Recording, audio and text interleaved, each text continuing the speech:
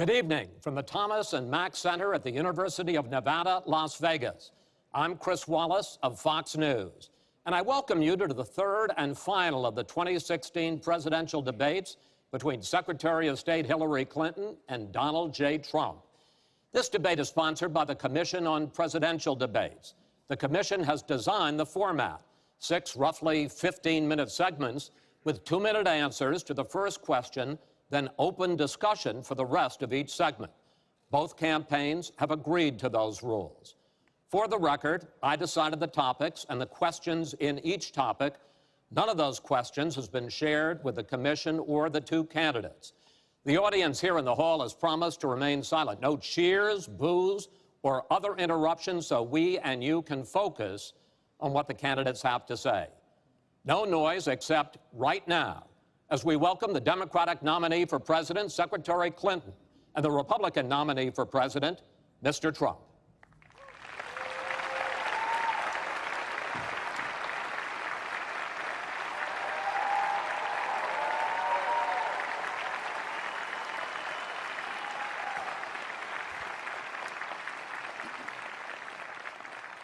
Secretary Clinton, Mr. Trump, welcome. Let's get right to it. The first topic is the Supreme Court.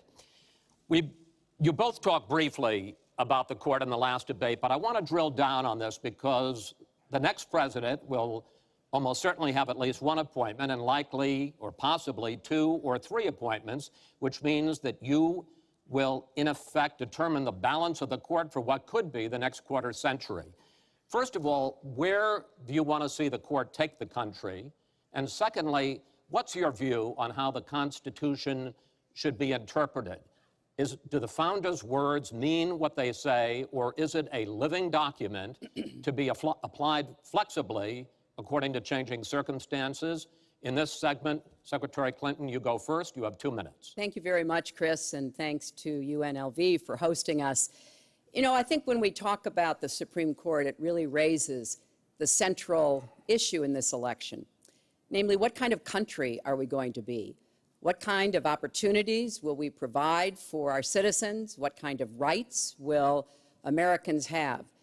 And I feel strongly that the Supreme Court needs to stand on the side of the American people, not on the side of the powerful corporations and the wealthy.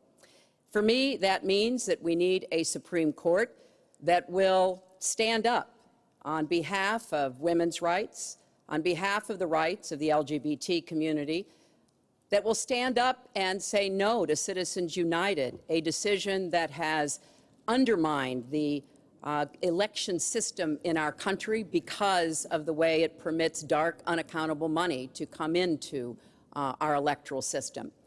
I have major disagreements with my opponent about these issues and others that will be before the Supreme Court.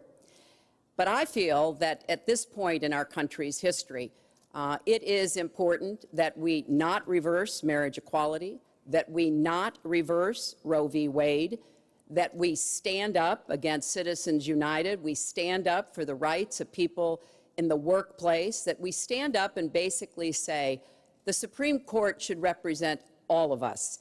That's how I see the court, and the kind of people that I would be looking to nominate to the court would be in the great tradition of standing up to the powerful, standing up on behalf of our rights as Americans. And I look forward to having that opportunity. I would hope that the Senate would do its job and confirm the nominee that President Obama has sent to them. That's the way the Constitution fundamentally should operate. The president nominates, and then the Senate advises and consents or not, but they go forward with the process. Secretary Clinton, thank you. Mr. Trump, same question. Where do you want to see the court take the country, and how do you believe the Constitution should be interpreted? Well, first of all, it's great to be with you, and thank you, everybody. The Supreme Court, it's what it's all about. Our country is it's just so imperative that we have the right justices. Something happened recently where Justice Ginsburg made some very, very inappropriate statements toward me and toward a tremendous number of people, many, many millions of people that I represent. And she was forced to apologize, and apologize she did. But these were statements that should never, ever have been made. We need a Supreme Court that, in my opinion, is going to uphold the Second Amendment and all amendments, but the Second Amendment, which is under absolute siege. I believe if my opponent should win this race, which I truly don't think will happen, we will have a Second Amendment which will be a very, very small replica of what it is right now. But I feel that it's absolutely important that we uphold because of the fact that it is under such trauma. I feel that the justices that I am going to appoint, and I've named 20 of them, the justices that I'm going to appoint will be pro-life. They will have a conservative bent. They will be protecting the Second Amendment. They are great scholars in all cases, and they're people of tremendous respect. They will interpret the Constitution the way the founders wanted it interpreted, and I believe that's very, very important. I don't think we should have justices appointed that decide what they want to hear. It's all about the Constitution and so important, the Constitution the way it was meant to be. And those are the people that I will appoint.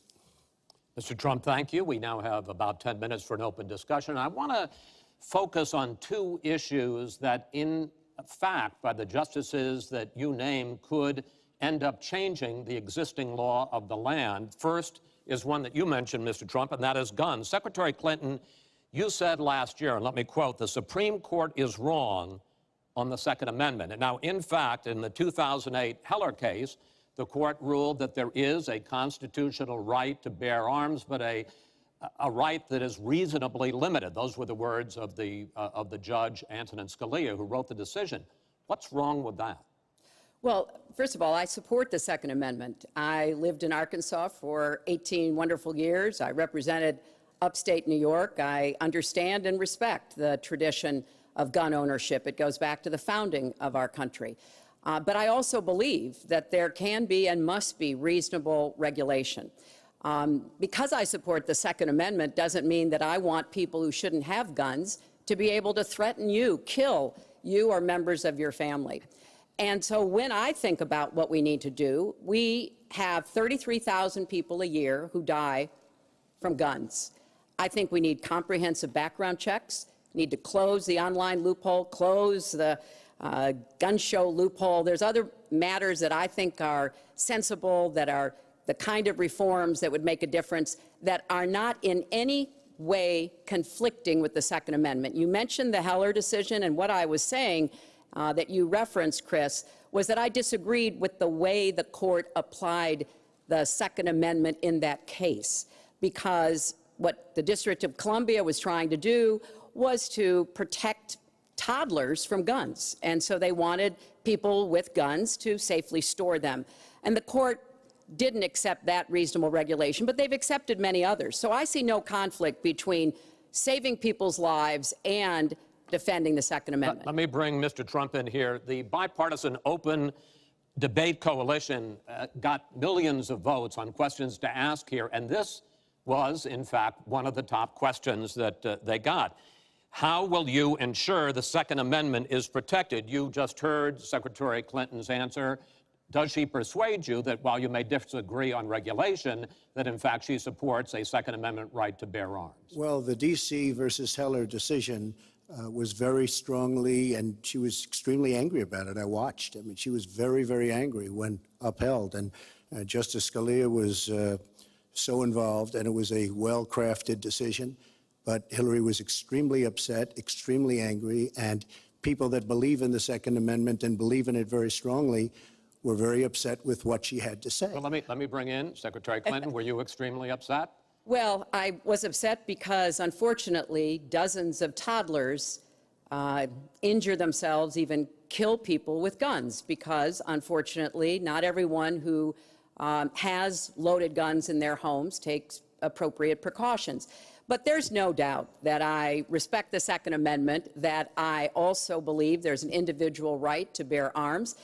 That is not in conflict with sensible, common sense regulation. And You know, look, I understand that Donald's been strongly supported by the NRA. The gun lobby's on his side. They're running millions of dollars of ads against me.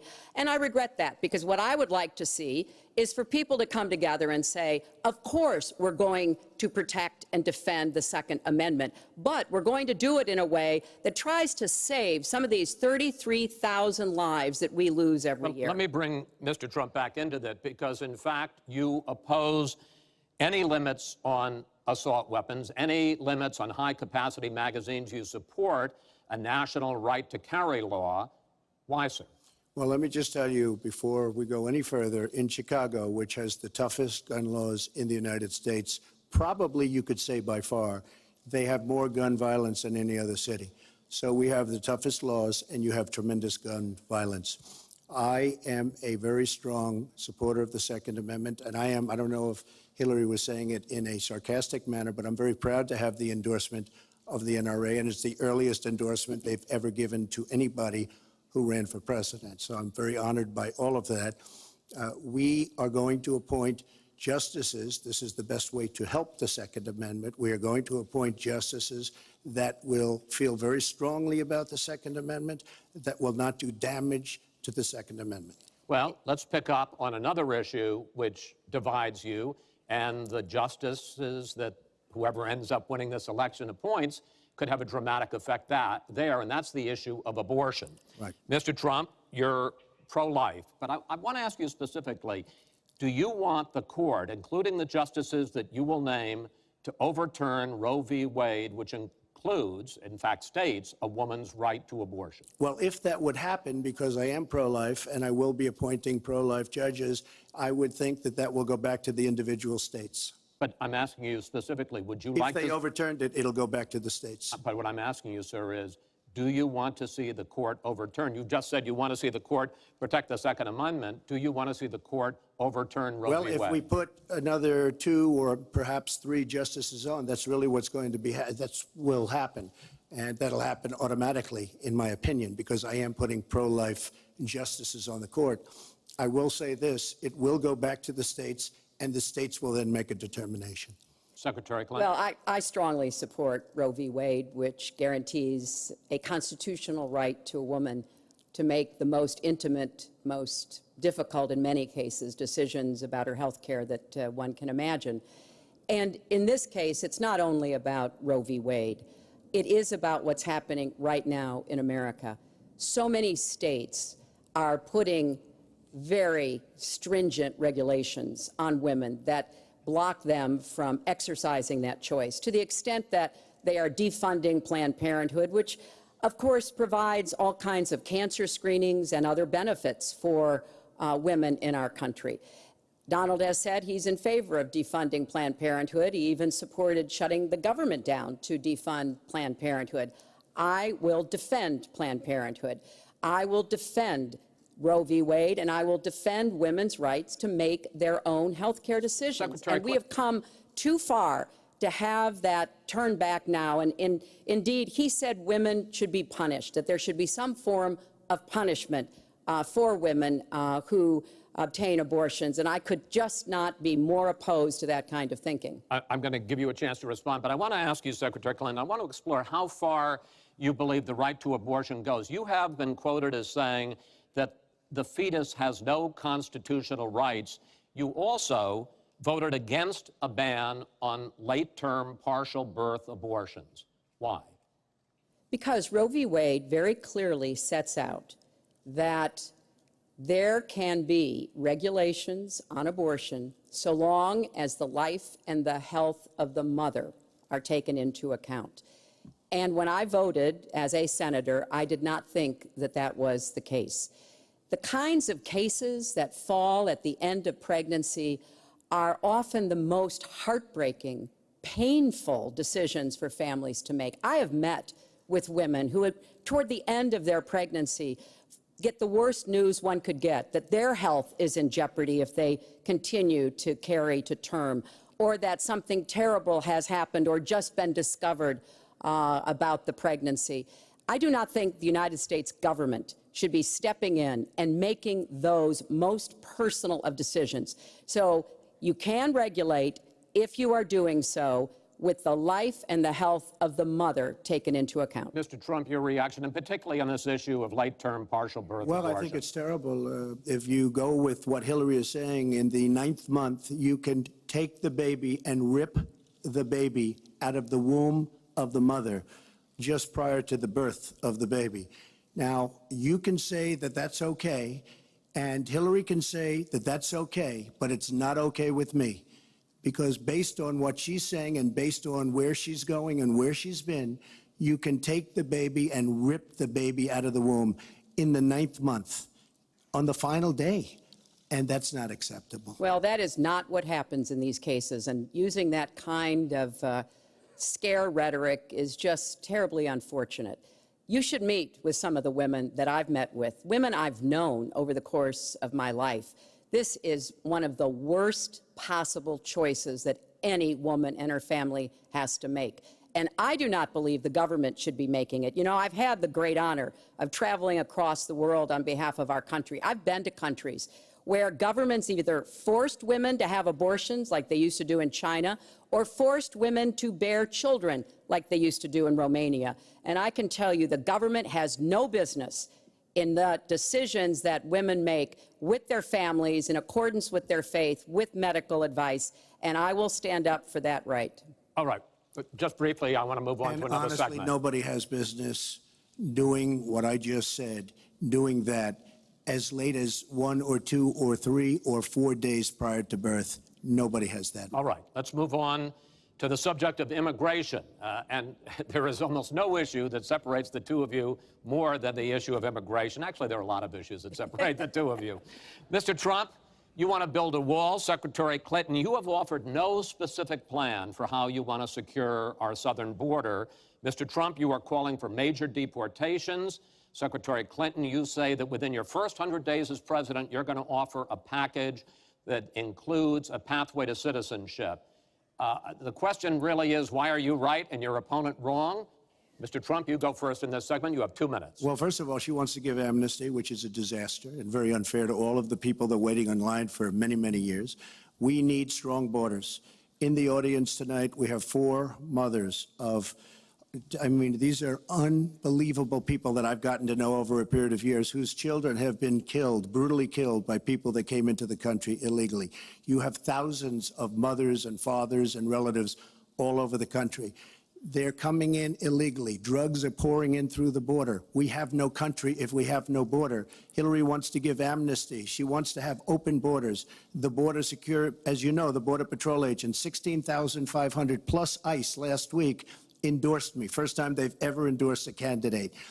It means their job is tougher, but they know what's going on. They know it better than anybody. They want strong borders. They feel we have to have strong borders. I was up in New Hampshire the other day. The biggest complaint they have, it's with all of the problems going on in the world, many of the problems caused by Hillary Clinton and by Barack Obama, all of the problems, their single biggest problem is heroin that pours across our southern borders, just pouring and destroying their youth. It's poisoning the blood of their youth and plenty of other people. We have to have strong borders. We have to keep the drugs out of our country. Right now, we're getting the drugs, they're getting the cash. We need strong borders. We need we cannot give amnesty. Now, I want to build the wall. We need the wall. The Border Patrol, ICE, they all want the wall. We stop the drugs. We shore up the border. One of my first acts will be to get all of the drug lords, all of the bad ones. We have some bad people in this country that have to go out. We're going to get them out. We're going to secure the border. And once the border is secured, at a later date, we'll make a determination as to the rest. But we have some bad hombres here, and we're going to get them out. Mr. Trump, thank you. Same question to you, Secretary Clinton. Basically, why are you right and Mr. Trump is wrong? Well, as he was talking, I was thinking about a young girl I met here in Las Vegas, Carla, who was very worried that her parents might be deported because she was born in this country, but they were not. They work hard. They do everything they can to give her a good life. And you're right. I don't want to rip families apart. I don't want to be sending parents away from children. I don't want to see the deportation force that Donald has talked about in action in our country. We have 11 million undocumented people. They have 4 million American citizen children, 15 million people. He said as recently as a few weeks ago in Phoenix that every undocumented person would be subject to deportation. Now, here's what that means. It means you would have to have a massive law enforcement presence, where law enforcement officers would be going school to school, home to home, business to business, rounding up people who are undocumented. And we would then have to put them on trains, on buses to get them out of our country.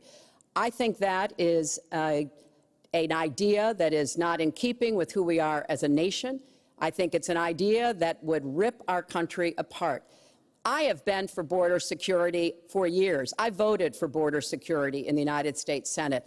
And my comprehensive immigration reform plan, of course, includes border security. But I want to put our resources where I think they're most needed, getting rid of any violent person, anybody who should be deported, we should deport them.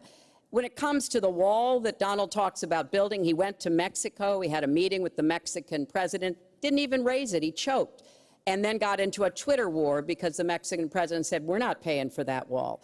So I think we are both a nation of immigrants and we are a nation of laws, and that we can act accordingly. And that's why I'm introducing comprehensive immigration reform within the first 100 days with a path to citizenship. Thank you, Secretary Clinton. I want to follow up. I think I should respond to that. First of all, I had a very good meeting with the president of Mexico, very nice man.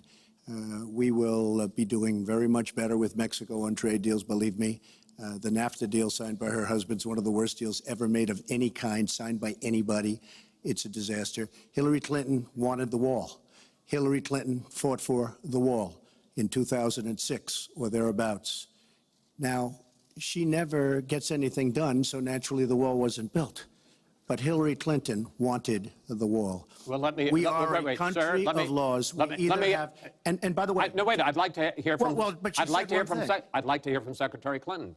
I voted for border security, and there are some limited places where that was appropriate. There also is necessarily going to be new technology and how best to deploy that. But it is clear when you look at what Donald has been proposing. He started his campaign bashing immigrants, calling Mexican immigrants rapists and criminals and drug dealers, that he has a very different view about what we should do to deal with immigrants. Now, what I am also arguing is that bringing undocumented immigrants out from the shadows, putting them into the formal economy will be good, because then employers can't exploit them and undercut Americans' wages. And Donald knows a lot about this. He used undocumented labor to build the Trump Tower. He underpaid undocumented workers, and when they complained, he basically said what a lot of employers do. You complain, I'll get you deported. I want to get everybody out of the shadows, get the economy working, and not let employers like Donald exploit undocumented workers, which hurts them but also hurts American workers. Mr. Trump. President Obama has moved millions of people out. Nobody knows about it. Nobody talks about it. But under Obama, millions of people have been moved out of this country. They've been deported. She doesn't want to say that, but that's what's happened, and that's what's happened big league. As far as moving these people out and moving, we either have a country or we don't. We're a country of laws. We either have a border or we don't. Now, you can come back in and you can become a citizen, but it's very unfair. We have millions of people that did it the right way. They're online, they're waiting. We're going to speed up the process, big league, because it's very inefficient. But they're online and they're waiting to become citizens. Very unfair that somebody runs across the border, becomes a citizen. Under her plan, you have open borders. You would have a disaster on trade, and you will have a disaster with your open borders. But what she doesn't say is that President Obama has deported millions and millions of people just the way it is. Secretary Clinton, I want to... We will not have open borders. Well, that is a rank mischaracterization. Secretary Clinton. We will have secure borders, but we will also have reform. And this used to be a bipartisan issue. Ronald Reagan was the last president to sign immigration reform, and George W. Bush supported it as well. Secretary Clinton, I want to clear up your position on this issue, because in a speech you gave to a Brazilian bank for which you were paid $225,000, we've learned from the WikiLeaks that you said this, and I want to quote, "My dream is a hemispheric common market with open trade and open borders." So That's Thank the you. question. That's the question. Please quiet, everybody. Is that your dream, open borders? Well, if you went on to read the rest of the sentence, I was talking about energy. You know, we trade more energy with our neighbors than we trade with the rest of the world combined. And I do want us to have an electric grid, an energy system that crosses borders. I think that will be a great benefit to us. But you are very clearly quoting from WikiLeaks, and what's really important about WikiLeaks is that the Russian government has engaged in espionage against Americans. They have hacked American websites, American accounts of private people, of institutions. Then they have given that information to WikiLeaks for the purpose of putting it on the internet. This has come from the highest levels of the Russian government, clearly from Putin himself, in an effort, as 17 of our intelligence agencies have confirmed, to influence our election. So I actually think the most important question of this evening, Chris, is finally, will Donald Trump admit and condemn that the Russians are doing this and make it clear that he will not have the help of Putin in this election, that he rejects Russian espionage against Americans, which he actually encouraged in the past. Those are the questions we need answered. We've never had anything like this happen in any of our elections before. That was a great pivot off the fact that she wants open borders, okay? How did we get onto Putin? Hold on. No. Wait. Hold on, folks, because this is going to end up getting out of control. Let's try to keep it quiet for the candidates and for the American people. So just to finish on the borders. Yes. She wants open borders. People are going to pour into our country. People are going to come in from Syria. She wants 550% more people than Barack Obama. And he has thousands and thousands of people. They have no idea where they come from. And you see, we are going to stop radical Islamic terrorism in this country. She won't even mention the words, and neither will President Obama. So I just want to tell you, she wants open borders. Now we can talk about Putin. I don't know Putin. He said nice things about me. If we got along well, that would be good. If Russia and the United States got along well and went after ISIS, that would be good. He has no respect for her. He has no respect for our president. And I'll tell you what, we're in very serious trouble because we have a country with tremendous numbers of nuclear warheads, 1,800, by the way, where they expanded and we didn't. 1,800 nuclear warheads. And she's playing chicken.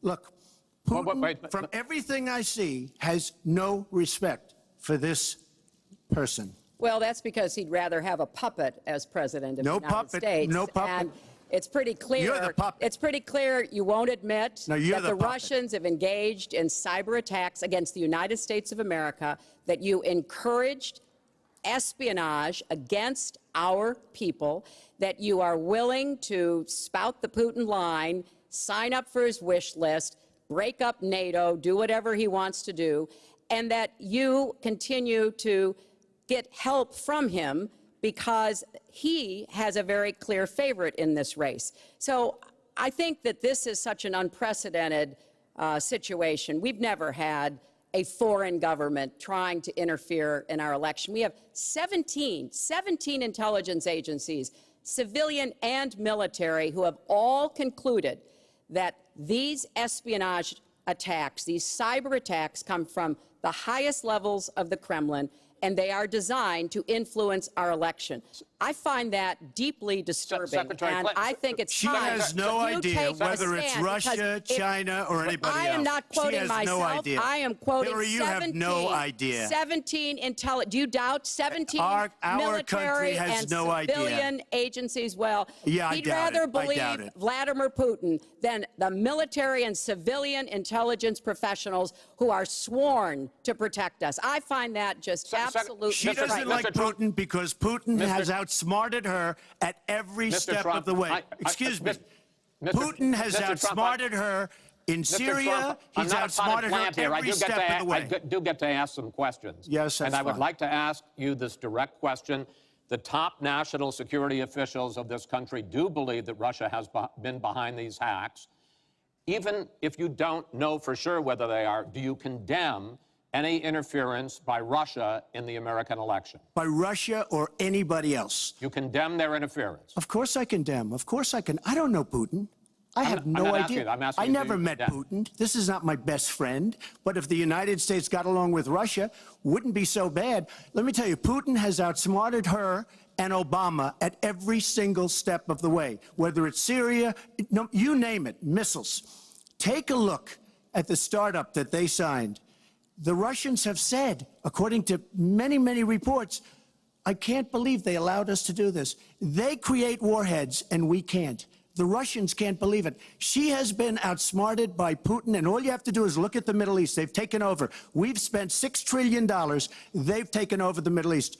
She has been outsmarted and outplayed worse than anybody I've ever seen in any government whatsoever. We're a long way away from immigration, but I'm going to let you finish this topic. Well, You got about 45 seconds. Yeah, And she always will be. I find it ironic that he's raising nuclear weapons. This is a person who has been very cavalier, even casual, about the use of nuclear weapons. He's advocated more countries getting them, Japan, Korea, even Saudi Arabia.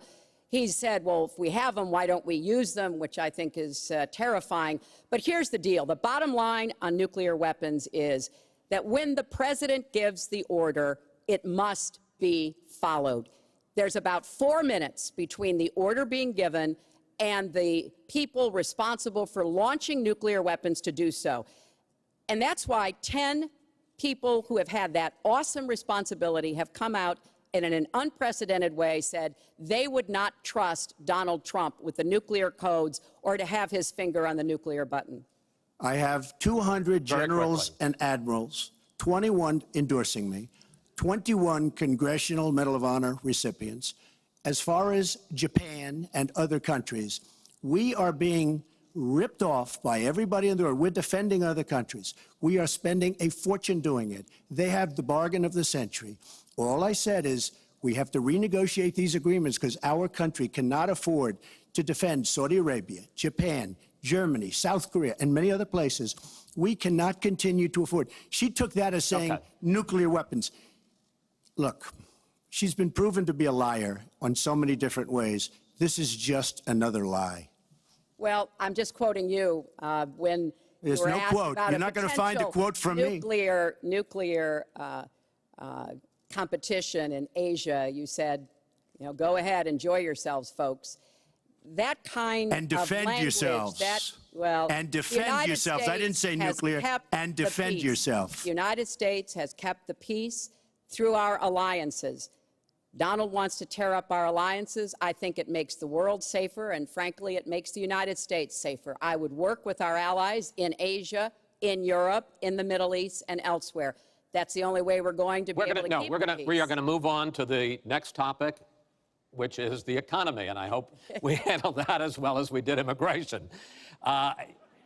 You also have very different ideas about how to get the economy growing faster. Secretary Clinton, in your plan, government plays a big role. You see more government spending, more entitlements, more tax credits, more tax penalties. Mr. Trump, you want to get government out with lower taxes and less regulation. Yes. We're going to drill down into this a little bit more, but in this overview, please explain to me why you believe that your plan will create more jobs and growth for this country and your opponent's plan will not. In this round, you go first, Secretary Clinton. Well, I think when the middle class thrives, America thrives. And so my plan is based on growing the economy, giving middle class families many more opportunities. I want us to have the biggest jobs program since World War II, jobs in infrastructure and advanced manufacturing. I think we can compete with high-wage countries, and I believe we should. New jobs in clean energy, not only to fight climate change, which is a serious problem, but to create new opportunities and new businesses. I want us to do more to help small business. That's where 2/3 of the new jobs are going to come from. I want us to raise the national minimum wage because people who live in poverty should not, who work full-time should not still be in poverty. And I sure do want to make sure women get equal pay for the work we do. I feel strongly that we have to have an education system that starts with preschool and goes through college. That's why I want more technical education in high schools and in community colleges, real apprenticeships to prepare young people for the jobs of the future. I want to make college debt-free, and for families making less than $125,000, you will not get a tuition bill from a public college or university if the plan that I worked on with Bernie Sanders is enacted. And we're going to work hard to make sure that it is, because we are going to go where the money is. Most of the gains in the last years since the Great Recession have gone to the very top. So we are going to have the wealthy pay their fair share. We're going to have corporations make a contribution greater than they are now to our country.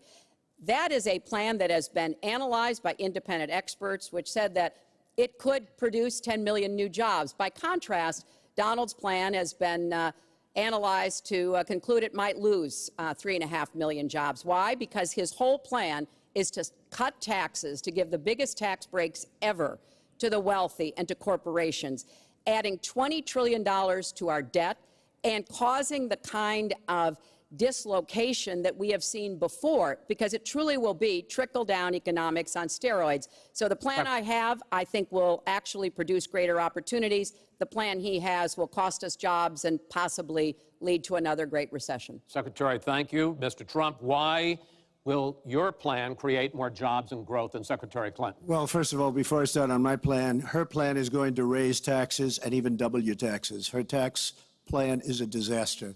And she can say all she wants about college tuition, and I'm a big proponent. We're going to do a lot of things for college tuition, but the rest of the public's going to be paying for it. We will have a massive, massive tax increase under Hillary Clinton's plan. But I'd like to start off where we left, because when I said Japan and Germany, and I'm not to single them out, but South Korea, these are very rich, powerful countries. Saudi Arabia, nothing but money. We protect Saudi Arabia. Why aren't they paying? She immediately, when she heard this, I questioned it. And I questioned NATO. Why aren't the NATO questioned? Why aren't they paying? Because they weren't paying. Since I did this was a year ago, all of a sudden they're paying. And I've been given a lot of credit for it. All of a sudden they're starting to pay up. They have to pay up. We're protecting people. They have to pay up. And I'm a big fan of NATO, but they have to pay up. She comes out and said, we love our allies. We think our allies are great. Well, it's awfully hard to get them to pay up when you have somebody saying, we think how great they are. We have to tell Japan in a very nice way. We have to tell Germany, all of these countries, South Korea, we have to say, you have to help us out. We have, during his regime, during President Obama's regime, we've doubled our national debt. We're up to $20 trillion. So my plan, we're going to renegotiate trade deals. We're going to have a lot of free trade. We're going to have free trade, more free trade than we have right now. But we have horrible deals. Our jobs are being taken out by the deal that her husband signed, NAFTA, one of the worst deals ever.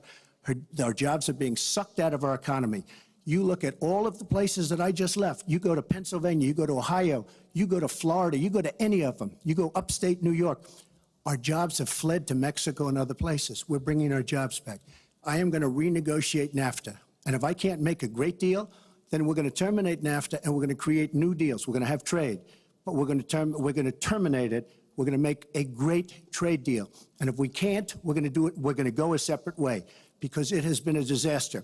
We are going to cut taxes massively. We're going to cut business taxes massively. They're going to start hiring people. We're going to bring the $2.5 trillion that's offshore back into the country. We are going to start the engine rolling again, because right now our country is dying at 1% GDP. Well, let me translate that if I can, Chris, because you can't. The fact is he's going to advocate for the largest tax cuts we've ever seen, 3 times more than the tax cuts under the Bush administration.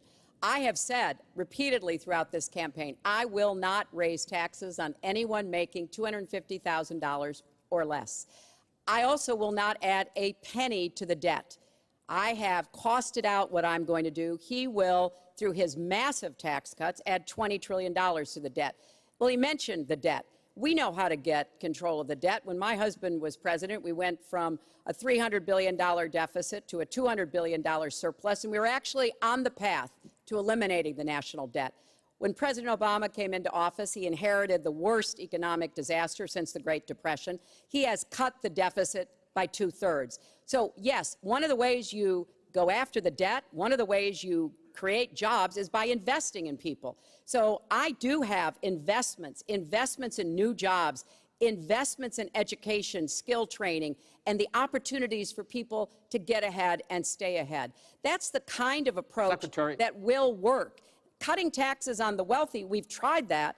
It has not worked the way that it has been promised. Secretary Clinton, I want to pursue your plan because in many ways it is similar to the Obama stimulus plan in 2009, which has led to the slowest GDP growth since 1949. Correct. Thank you, sir. You told me in July when we spoke that the problem is that President Obama didn't get to do enough in what he was trying to do with this stimulus. So is your plan basically even more of the Obama stimulus?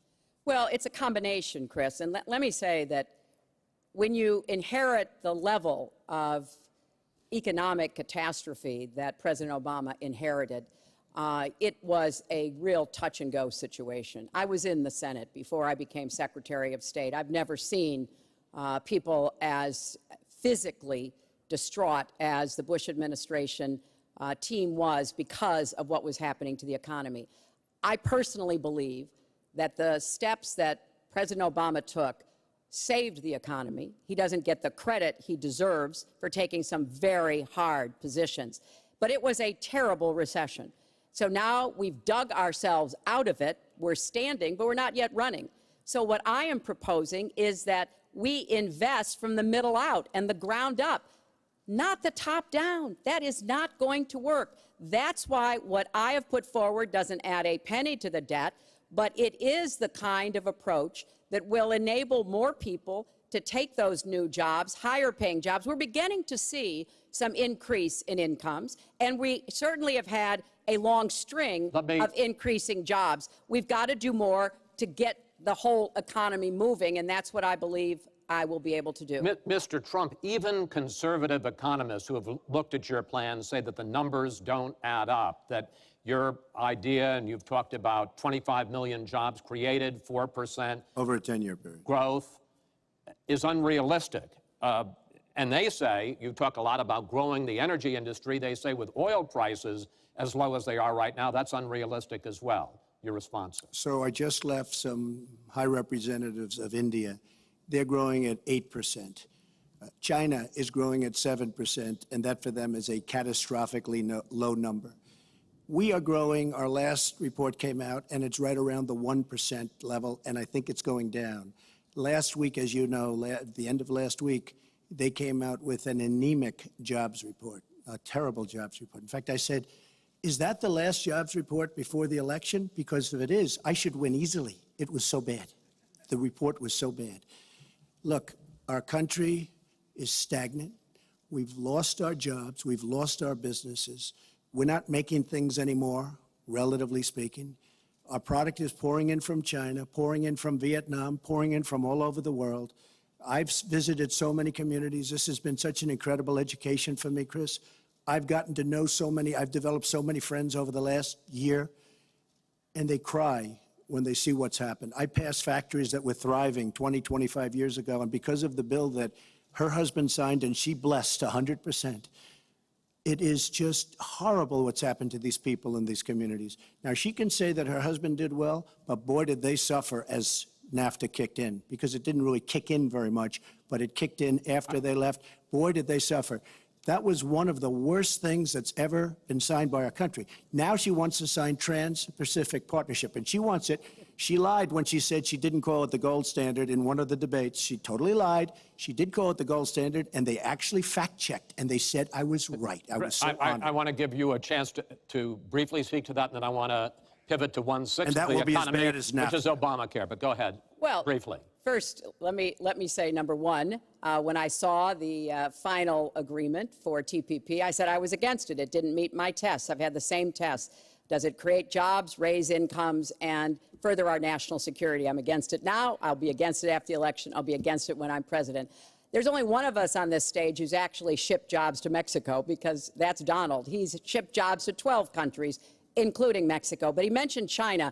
And, you know, one of the biggest problems we have with China is the illegal dumping of steel and aluminum into our markets. I have fought against that as a senator. I've stood up against it as Secretary of State. Donald has bought Chinese steel and aluminum. In fact, the Trump hotel right here in Las Vegas was made with Chinese steel. So he goes around with crocodile tears about how terrible it is, but he has given jobs to Chinese steel workers, not American steel workers. Mr. Trump? That's the kind of approach that is just not going to work. We're going to pull the country together. We're going to have trade agreements that we enforce. That's why I'm going to have a trade prosecutor for the first time in history. And we're going to enforce those agreements. And we're going to look for businesses to help us by buying American products. I ask a simple question. She's been doing this for 30 years.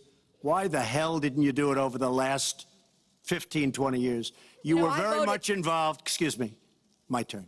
You were very much involved in every aspect of this country, very much. And you do have experience. I say the one thing you have over me is experience, but it's bad experience because what you've done has turned out badly. For 30 years, you've been in a position to help. And if you say that I use steel or I use something else, I make it impossible for me to do that. I wouldn't mind. The problem is you talk, but you don't get anything done, Hillary. You don't. Just like when you ran the State Department, $6 billion was missing. How do you miss $6 billion? You ran the State Department. $6 billion was either stolen, they don't know. It's gone. $6 billion. If you become president, this country is going to be in some mess, believe me.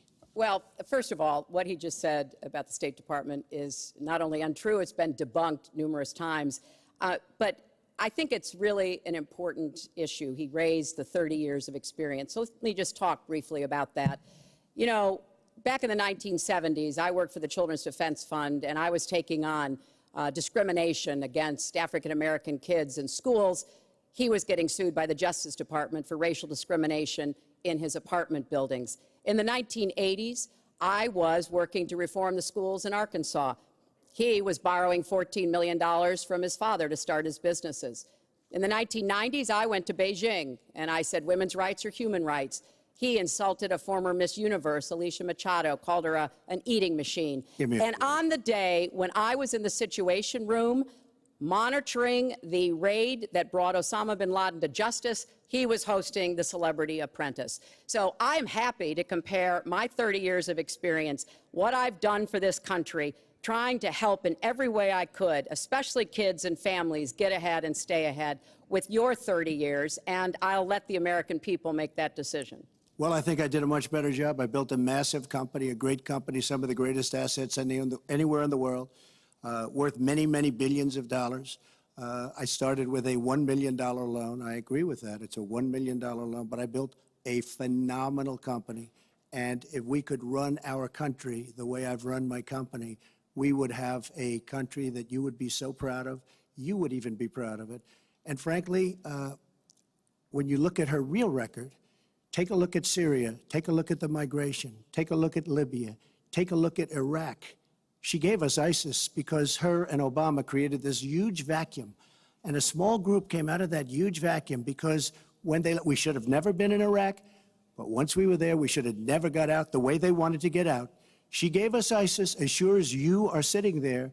And what happened is now ISIS is in 32 countries. And now I listen how she's going to get rid of ISIS. She's going to get rid of nobody.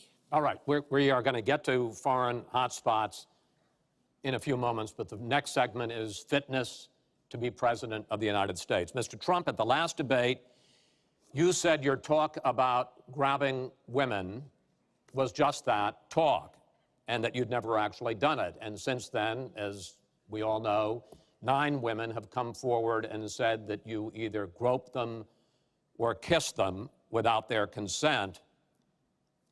Why would so many different women from so many different circumstances over so many different years, why would they all in this last couple of weeks make up, you deny this, why would they all make up these stories? And since this is a question for both of you, Secretary Clinton, Mr. Trump says what your husband did and that you defended was even worse.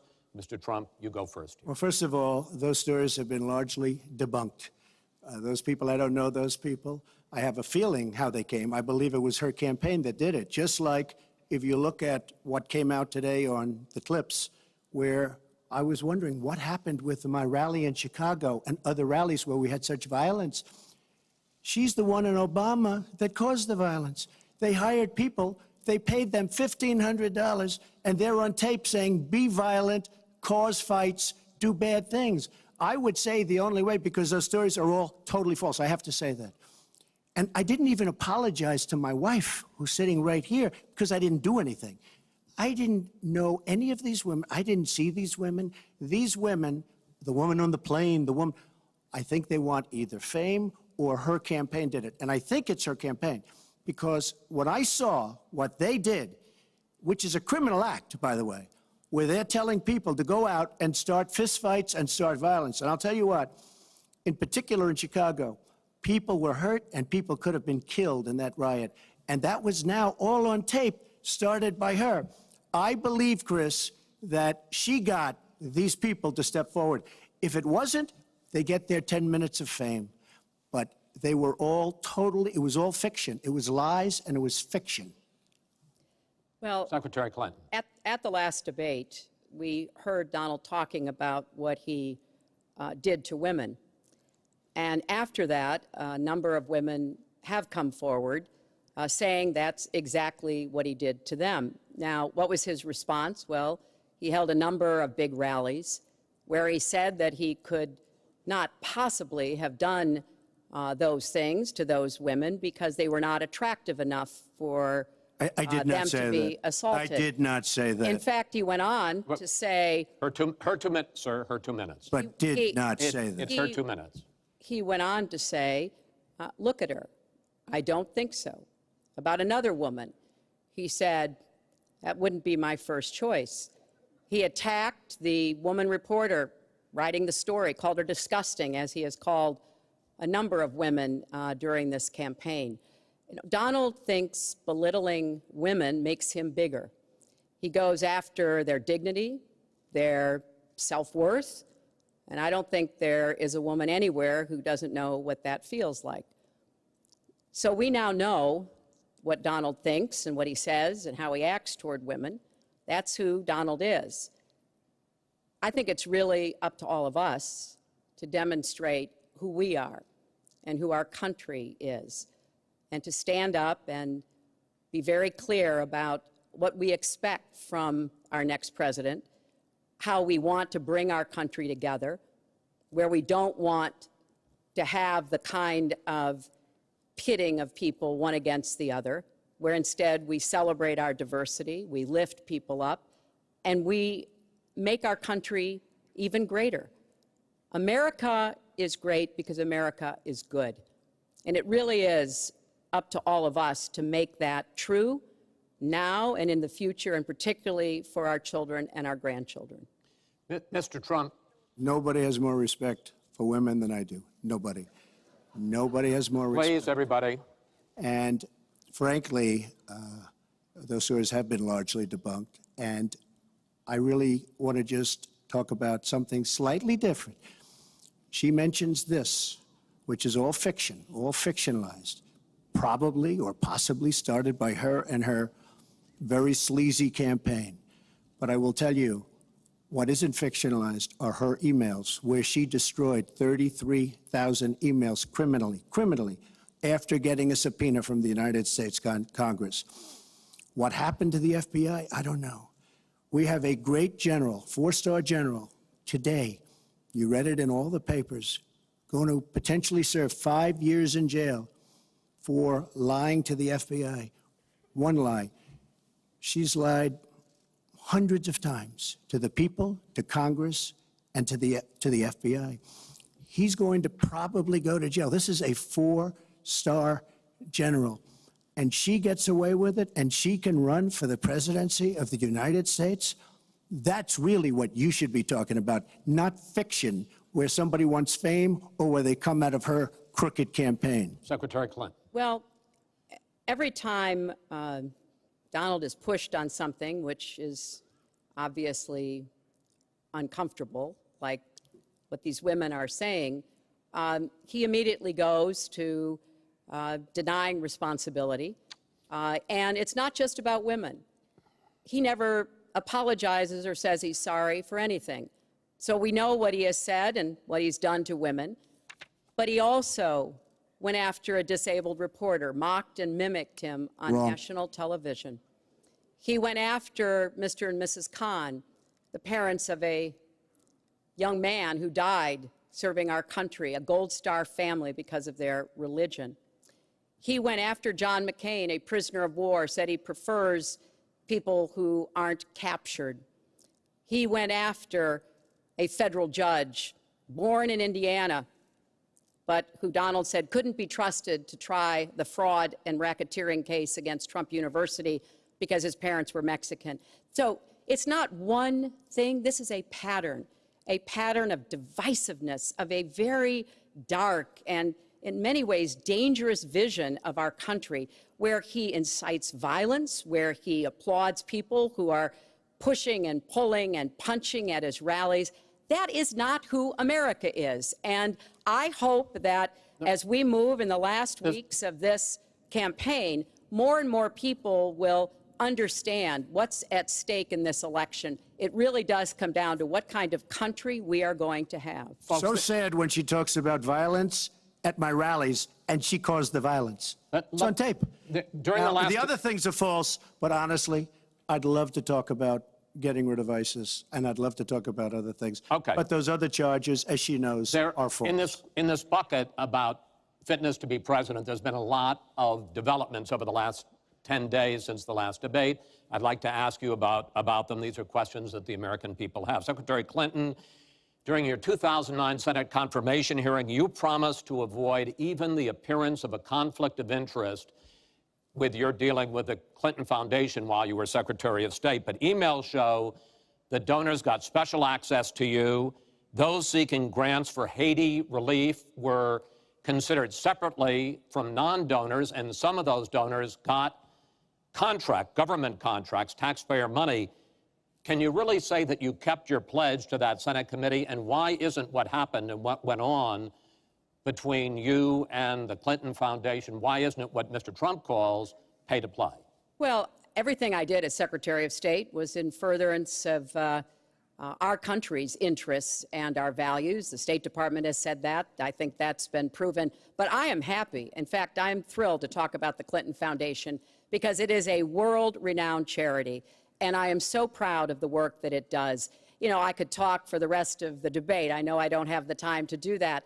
But just briefly, the Clinton Foundation made it possible for 11 million people around the world with HIV/AIDS to afford treatment, and that's about half of all the people in the world who are getting treatment.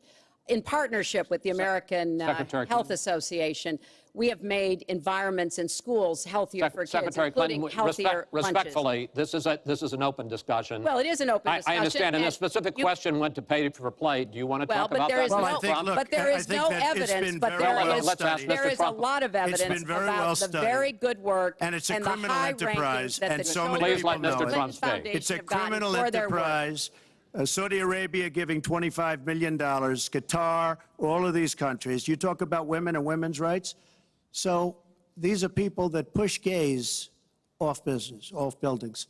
These are people that kill women and treat women horribly, and yet you take their money.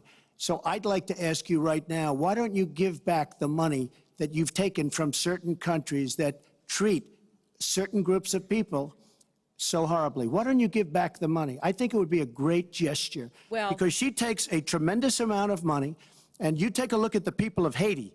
I was at a little Haiti the other day in Florida, and I want to tell you, they hate the Clintons, because what's happened in Haiti with the Clinton Foundation is a disgrace. And you know it, and they know it, and everybody knows Secretary it. Clinton. Well, very quickly, we at the Clinton Foundation spend 90% of all the money that is donated on behalf of programs of people around the world and in our own country. I'm very proud of that. We have the highest rating from the watchdogs that follow foundations, and I'd be happy to compare what we do with the Trump Foundation, which took money from other people and bought a 6-foot portrait of Donald. I mean, who does that? It just was astonishing. But when it comes to Haiti, Haiti is the poorest country in our hemisphere. The earthquake and the hurricanes, it has devastated Haiti.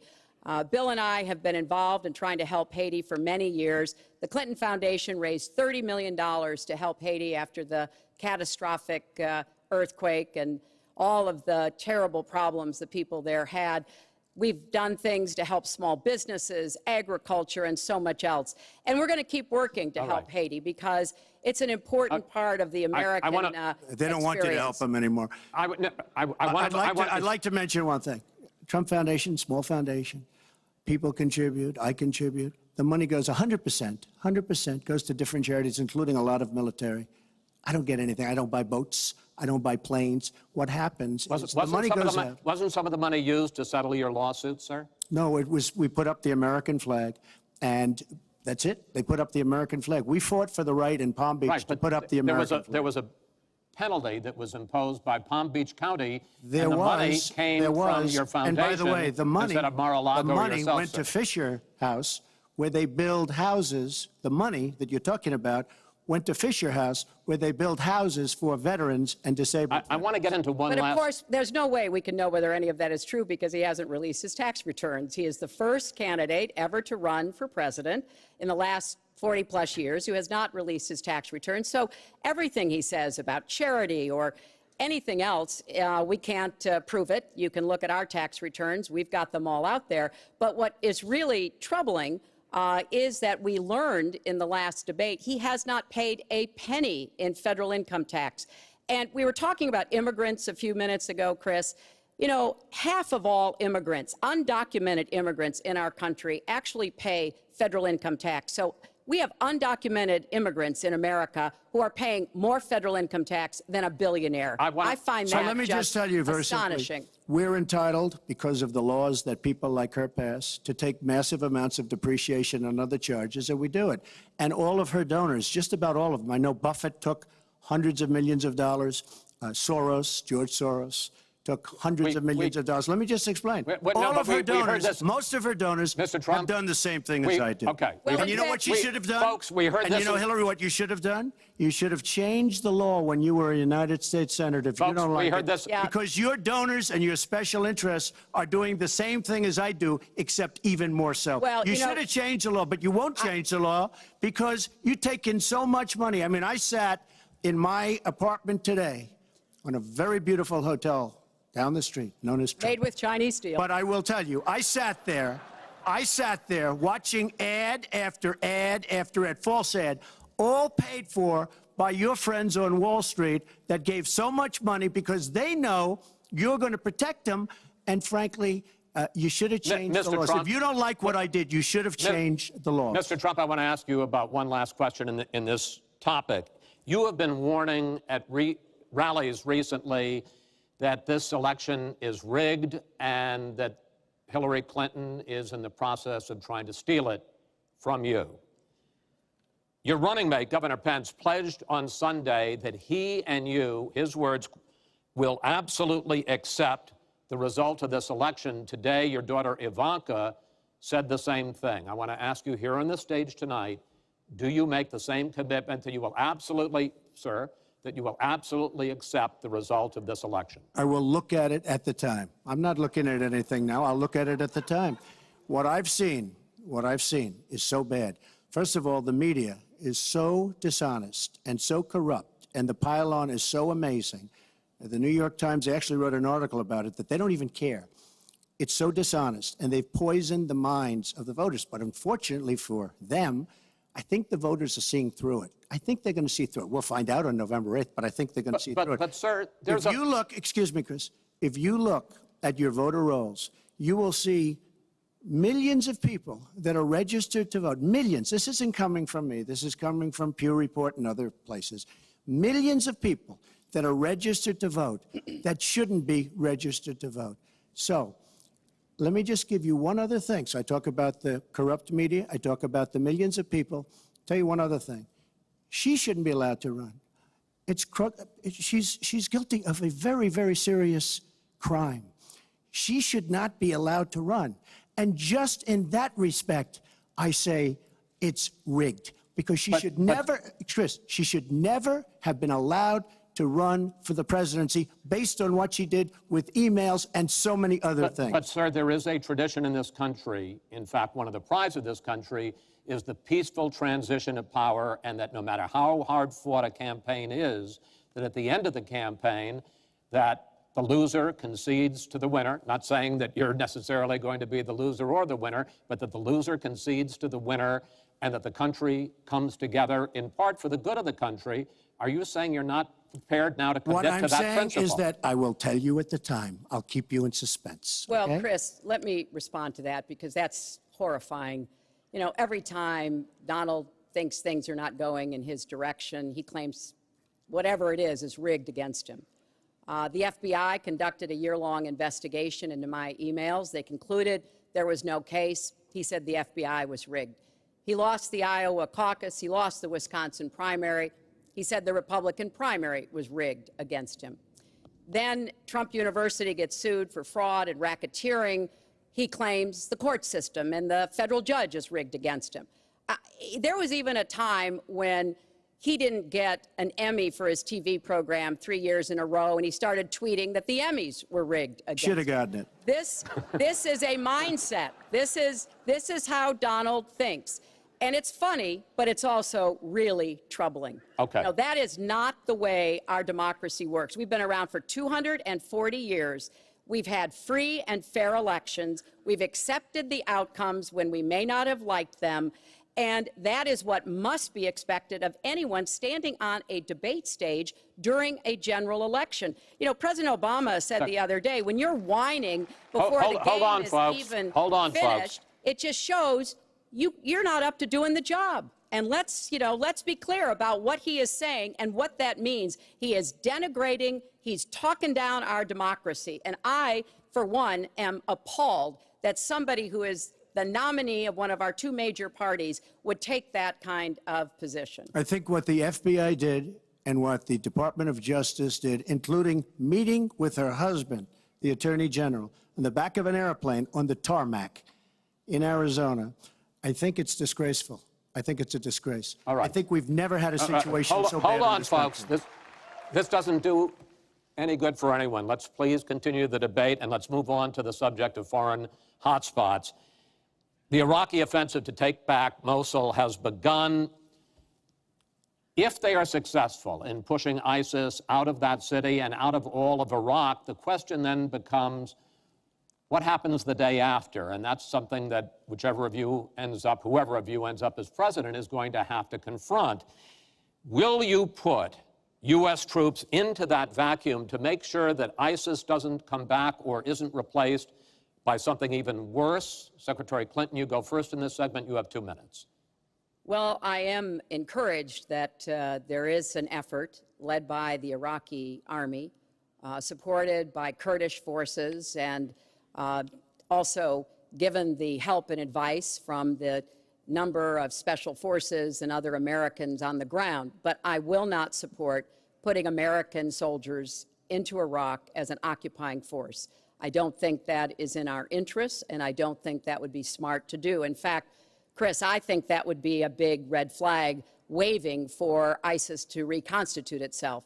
The goal here is to take back Mosul. It's going to be a hard fight. I've got no illusions about that. And then continue to press into Syria to begin to take back and move on Raqqa, which is the ISIS headquarters. I am hopeful that the hard work that American military advisors have done will pay off, and that we will see a really successful military operation.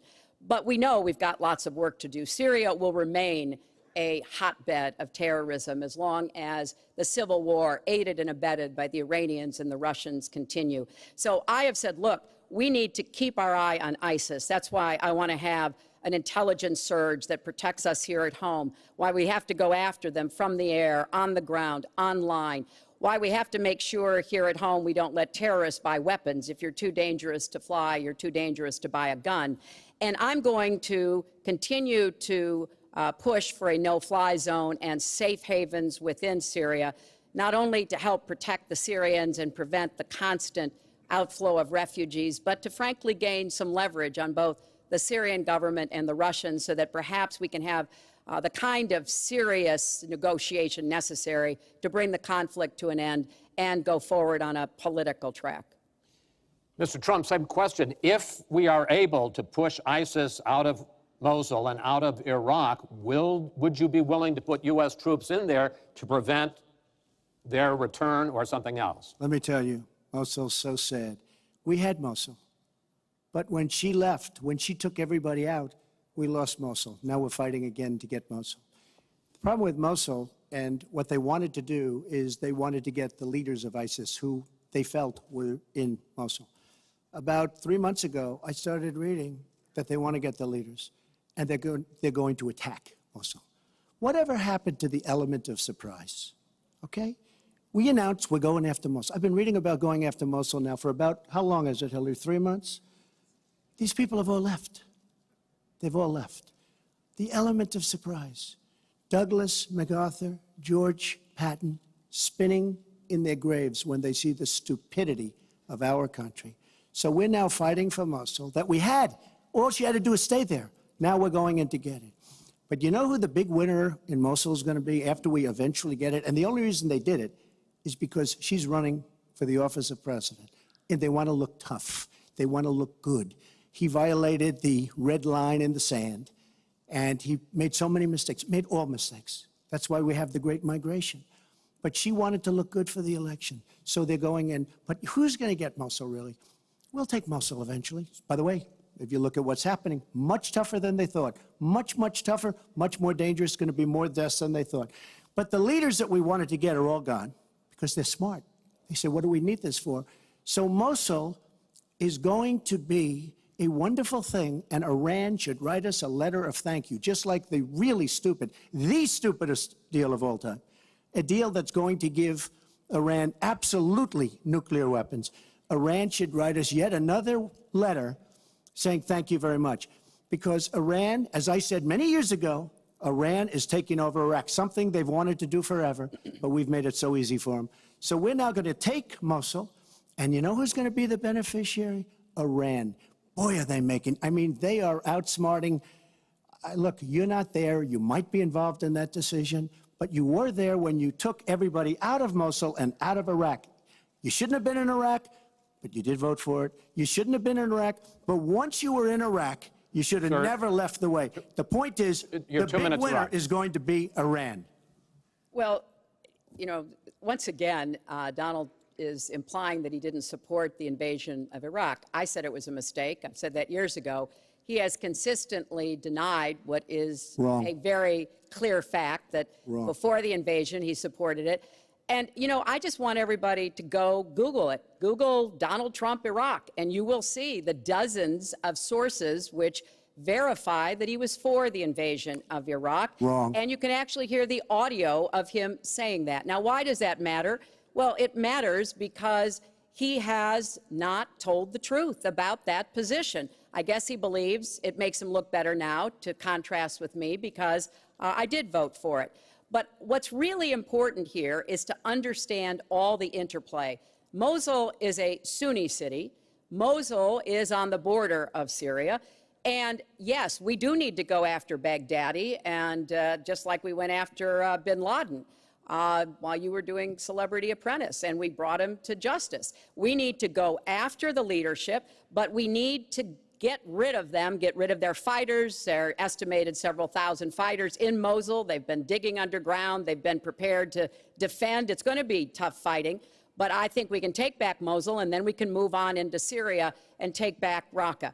This is what we have to do. I'm just amazed that he seems to think that the Iraqi government and our allies and everybody else launched the attack on Mosul to help me in this election. But that's how Donald thinks, you know. He always is looking for some Chris, we don't gain anything. He has all these Iran is taking over Iraq. Secretary Clinton. Iran is taking over Iraq. We don't gain Secretary anything. Clinton. He's been We would have spewing gained out if they did it by surprise. Wait. Secretary Clinton, it's an open discussion.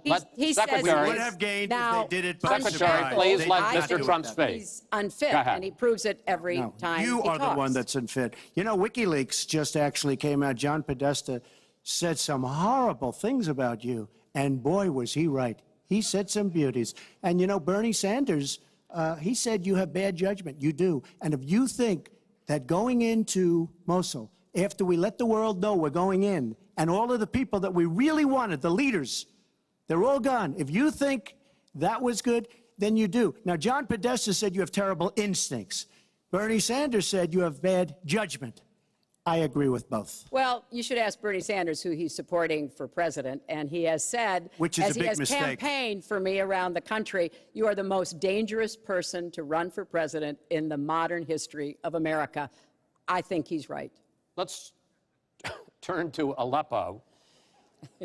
Mr. Trump, in the last debate, you were both asked about the situation in the Syrian city of Aleppo, and I want to follow up on that because you said several things in that debate which were not true, sir. You said that Aleppo has basically fallen. In fact, there are. It's a catastrophe. It is a catastrophe, but there are a quarter. Have you seen it? Have you seen it? Sir, have you seen what's happened to Aleppo? If I might finish my question. Okay, so it hasn't fallen. Take a look at it. Well, there are 250,000 people still living there and being slaughtered. That's right. You also and said, they are being slaughtered because of bad decisions. If I may just finish here. And you also said that that Syria and Russia are busy fighting ISIS. In fact, they have been the ones who've been bombing and shelling eastern Aleppo, and they just announced a humanitarian pause, in effect admitting that they have been bombing and shelling Aleppo. Would you like to clear that up, sir? Well, Aleppo is a disaster. It's a humanitarian nightmare, but it has fallen from any standpoint. I mean, what do you need, a signed document? Take a look at Aleppo. It is so sad when you see what's happened. And a lot of this is because of Hillary Clinton, because what's happened is by fighting Assad, who turned out to be a lot tougher than she thought, and now she's going to say, oh, he loves Assad. He's just much tougher and much smarter than her and Obama. And everyone thought he was gone 2 years ago, 3 years ago. He aligned with Russia. He now also aligned with Iran, who we made very powerful. We gave them $150 billion back. We give them $1.7 billion in cash. I mean cash, bundles of cash as big as this stage. We gave them $1.7 billion. Now, they have aligned. He has aligned with Russia and with Iran. They don't want ISIS, but they have other things because we're backing rebels. We don't know who the rebels are. We're giving them lots of money, lots of everything. We don't know who the rebels are. And when and if, and it's not going to happen because you have Russia and you have Iran now, but if they ever did overthrow Assad, you might end up with as bad as Assad is, and he's a bad guy. But you may very well end up with worse than Assad. If she did nothing, we'd be in much better shape. And this is what's caused the Great Migration, where she's taken in tens of thousands of Syrian refugees who probably, in many cases, not probably, who are definitely, in many cases, ISIS-aligned, and we now have them in our country, and wait till you see, this is going to be the great Trojan horse, and wait till you see what happens in the coming years. Lots of luck, Hillary. Thanks a lot for doing a great job. Secretary Clinton, you have talked about, and in the last debate and again today, that you would impose a no-fly zone to try to protect the people of Aleppo and to stop the killing there. President Obama has refused to do that because he fears it's going to draw us closer or deeper into the conflict. And General Joseph Dunford, the chairman of the Joint Chiefs of Staff, says, you impose a no-fly zone, chances are you're going to get into a war, his words, with Syria and Russia. So the question I have is, if you impose a no-fly zone, first of all, how do you respond to their concerns? Secondly, if you impose a no-fly zone and a Russian plane violates that, does President Clinton shoot that plane down? Well, Chris, first of all, I think a no-fly zone could save lives and could hasten the end of the conflict. I am well aware of the really legitimate concerns that you have expressed from both the president and the general. This would not be done just on the first day. This would take a lot of negotiation. It would also take making it clear to the Russians and the Syrians that our purpose here was to provide safe zones on the ground. We've had millions of people leave Syria, and those millions of people inside Syria who've been dislocated. So I think we could strike a deal and make it very clear to the Russians and the Syrians that this was something that we believed was in the best interests of the people on the ground in Syria. It would help us with our fight against ISIS. But I want to respond to what Donald said about refugees. He's made these claims repeatedly, I am not going to let anyone into this country who is not vetted, who we do not have confidence in, but I am not going to slam the door on women and children. That picture of that little 4-year-old boy in Aleppo with the blood coming down his face while he sat in an ambulance is haunting. And so we are going to do very careful, thorough vetting.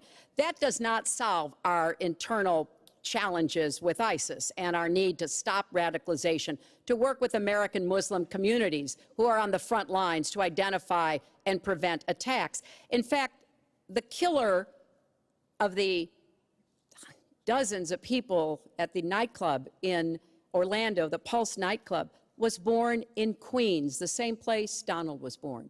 So let's be clear about what the threat is and how we are best going to be able to meet it. And yes, some of that threat emanates from over in Syria and Iraq, and we've got to keep fighting, and I will defeat ISIS. And some of it is we have to up our game and be much smarter here Folks, at home. I want to get into our final segment. But I just have to, it's Real so quick. ridiculous what she will defeat ISIS. We should have never let ISIS happen in the first place. And right now they're in 32 countries. Okay. You should have never. Wait 1 second. They had a ceasefire 3 weeks ago. A ceasefire, United States, Russia, Syria. And during the ceasefire, Russia took over vast swatches of land. And then they said, we don't want the ceasefire anymore. We are so outplayed on missiles, on ceasefires. They are outplayed. Now, she wasn't there. I assume she had nothing to do with it. But our country is so outplayed by Putin and Assad and, by the way, and by Iran.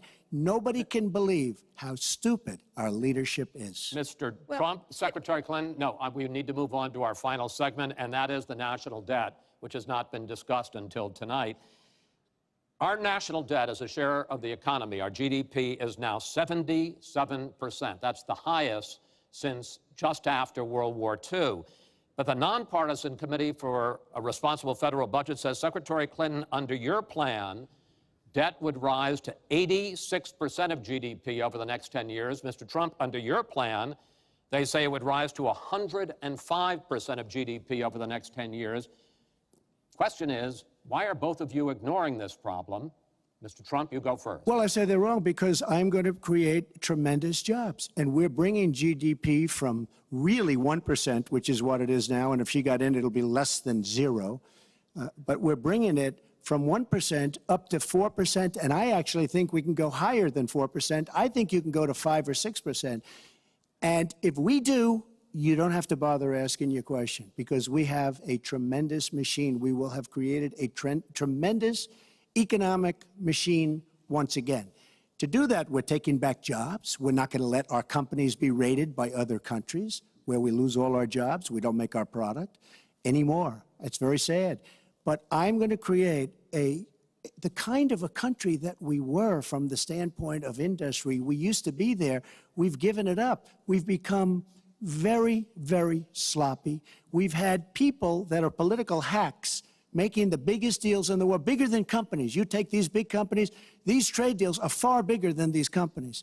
And yet we don't use our great leaders, many of whom back me and many of whom back Hillary, I must say. But we don't use those people. Those are the people, these are the greatest negotiators in the world. We have the greatest business people in the world. We have to use them to negotiate our trade deals. We use political hacks. We use people that get the position because they made a campaign contribution.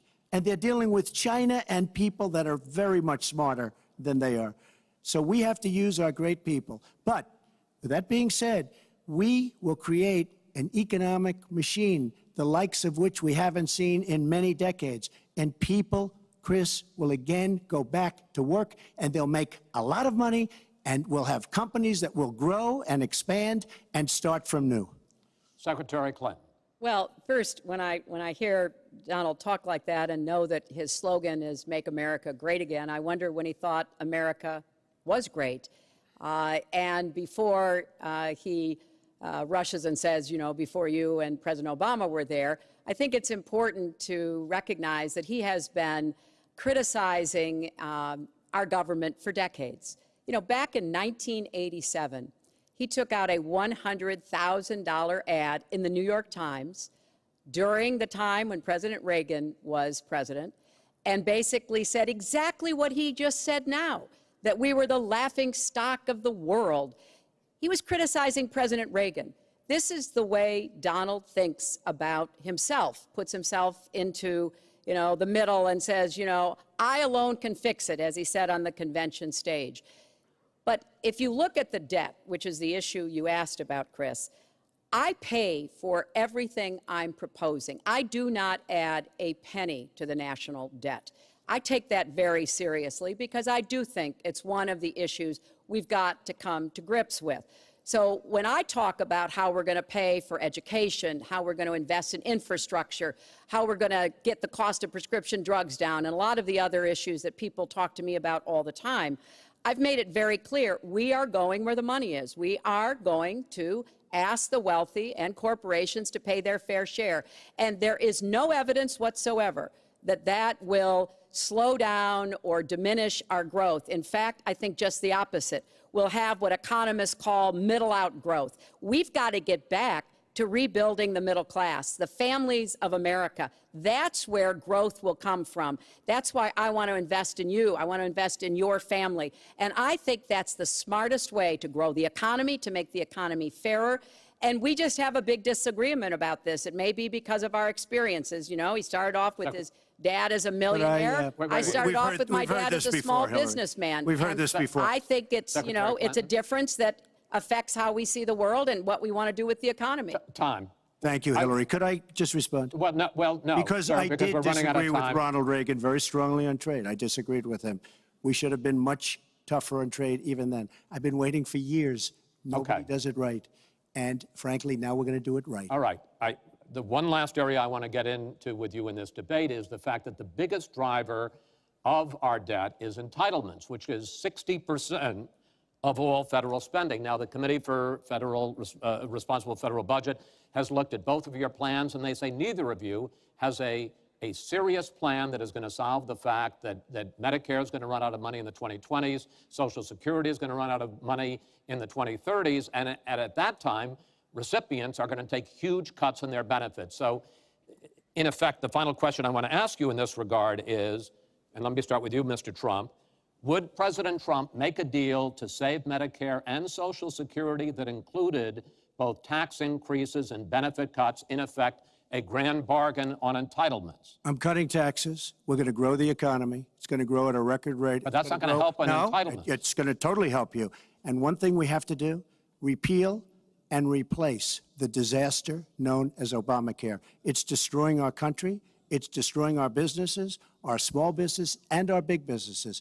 We have to repeal and replace Obamacare. You take a look at the kind of numbers that will cost us in the year 17. It is a disaster if we don't repeal and replace. Now, it's probably going to die of its own weight, but Obamacare has to go. The premiums are going up 60, 70, 80%. Next year, they're going to go up over 100%. And I'm really glad that the premiums have started. At least the people see what's happening, because she wants to keep Obamacare and she wants to make it even worse. And it can't get any worse. Bad health care at the most expensive price. We have to repeal and replace Obamacare. And Secretary Clinton, same question, because at this point, Social Security and Medicare are going to run out. The trust funds are going to run out of money. Will you, as president, will you consider a grand bargain, a deal that includes both tax increases and benefit cuts to try to save both programs? Well, Chris, I am on record as saying that we need to put more money into the Social Security Trust Fund.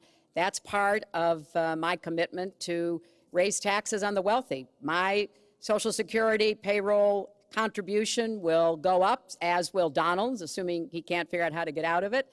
But what we want to do is to replenish the Social Security Trust Fund by making sure that we have sufficient resources. And that will come from either raising the cap and or finding other ways to get more money into it. I will not cut benefits.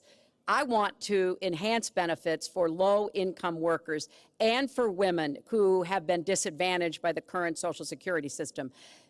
But what Donald is proposing with these massive tax cuts will result in a $20 trillion additional national debt. That will have dire consequences for Social Security and Medicare. And I'll say something about the Affordable Care Act, which he wants to repeal. The Affordable Care Act extended the solvency of the Medicare Trust Fund. So if he repeals it, our Medicare problem gets worse. What we need to do is go Your after husband disagrees the with you. long-term health care drivers. We've got to get costs down, increase value, emphasize wellness. I have a plan for doing that, and I think that we will be able to get entitlement spending under control with more resources and smarter decisions. This is the final time, probably to both of your delight, that you're going to be on the stage together in this campaign.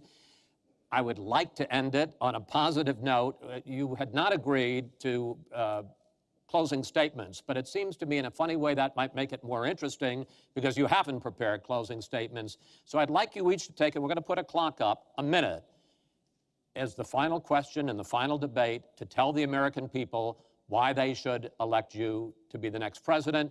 This is another new mini segment. Secretary Clinton, it's your turn to go first. Well, I would like to say to everyone watching tonight that I'm reaching out to all Americans, Democrats, Republicans, and independents, because we need everybody to help make our country what it should be, to grow the economy, to make it fairer, to make it work for everyone. We need your talents, your skills, your commitment, your energy, your ambition. You know, I've been privileged to see the presidency up close. And I know the awesome responsibility of protecting our country and the incredible opportunity of working to try to make life better for all of you. I have made the cause of children and families really my life's work.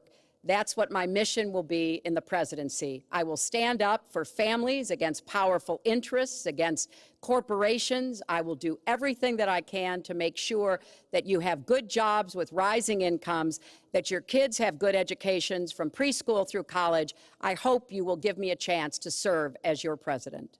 Secretary Clinton, thank you. Mr. Trump? She's raising the money from the people she wants to control. Doesn't work that way. But when I started this campaign, I started it very strongly. It's called Make America Great Again. We're going to make America great. We have a depleted military. It has to be helped, has to be fixed. We have the greatest people on earth in our military. We don't take care of our veterans. We take care of illegal immigrants, people that come into the country illegally, better than we take care of our vets. That can't happen. Our policemen and women are disrespected. We need law and order, but we need justice too. Our inner cities are a disaster. You get shot walking to the store. They have no education. They have no jobs. I will do more for African Americans and Latinos than she can ever do in 10 lifetimes. All she's done is talk to the African Americans and to the Latinos. But they get the vote, and then they come back. They say, we'll see you in 4 years. We are going to make America strong again, and we are going to make America great again, and it has to start now. We cannot take 4 more years of Barack Obama, and that's what you get when you get her. Thank you both. Secretary Clinton, hold on just a moment, folks. Secretary Clinton, Mr. Trump, I want to thank you both for participating in all 3 of these debates. That brings to an end this year's debate sponsored by the Commission on Presidential Debates. We want to thank the University of Nevada, Las Vegas, and its students for having us. Now the decision is up to you. While millions have already voted, Election Day, November 8th, is just 20 days away. One thing everyone here can agree on: we hope you will go vote. It is one of the honors and obligations of living in this great country. Thank you, and good night.